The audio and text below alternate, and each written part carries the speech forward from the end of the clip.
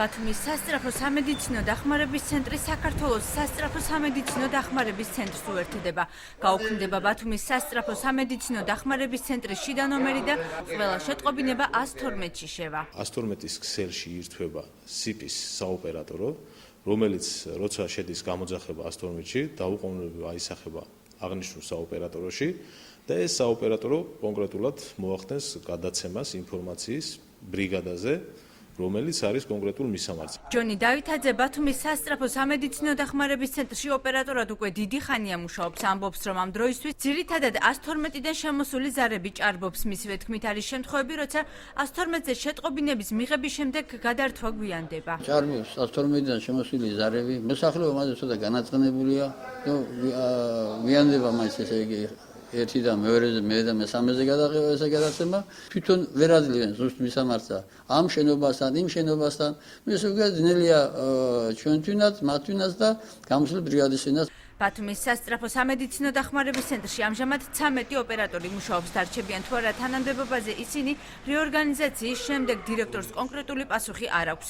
რეორგანიზაციის პროცესი ბათუმის სასწრაფო სამედიცინო დახმარების ცენტრში უკვე დაწყებულია. ეს გადასვლა ერთიან სისტემაში საწყის ეტაპისთვის მათ პრობლემას არ უქმნის, შეუულებრივად გაუფორმდებათ ხელშეკრულებები და გააგრძელებენ საწყის ეტაპზე. თუ საოპერატორო გახდება ცენტრალიზებული, რა თქმა უნდა, ხა ოპერატორი უკვე გაორება მოხდება, ხო, ცენტრალიზებული კადრზე უკვე არ იქნება ალბათ საჭირო. მოსახლეობა 112-ის მომსახურებით კმაყოფილია უმეტესობა შიდა ნომრის შესახებ ინფორმაციას არ ფლობს. არიან ისეთებიც, რომლებიც ერთიან ნომერთან ერთად შიდა ნომრების საჭიროებაზეც საუბრობენ. კი მოდის დროზე მაინც. თუ გინდა თბილისში დარეკე, თუ გინდა აქეთ მაინც დროზე მოდის, მაგრამ ესე იმაზე ვარ შეეული შიდა ნომერი და თუ რამეა. რეკავ 112-ზე და მოდია მაშინვე როცა ურეკავ. დიდხანს არ ჭირდება ლოდინი. მომხრე ხათო შიდა ნომრები გაუქმდეს ყველგან აჭარბა. არა, ისე კარგი იყო რომ იყო ნომრები. რომ პირადად უკავშირდებოდით უფრო მალე. საქართველოს შრომის ჯანმრთელობისა და სოციალური დაცვის სამინისტროს საგანგებო სიტუაციების კოორდინაციისა და რეჟიმის დეპარტამენტის უფროსის თქმით, ცვლილება ოპერატიულობის გაზრდას ემსახურება. უფრო ეფექტურად იმუშაოს და ოპერატიულად მოხდეს ავადმყოფების გადაყვანა.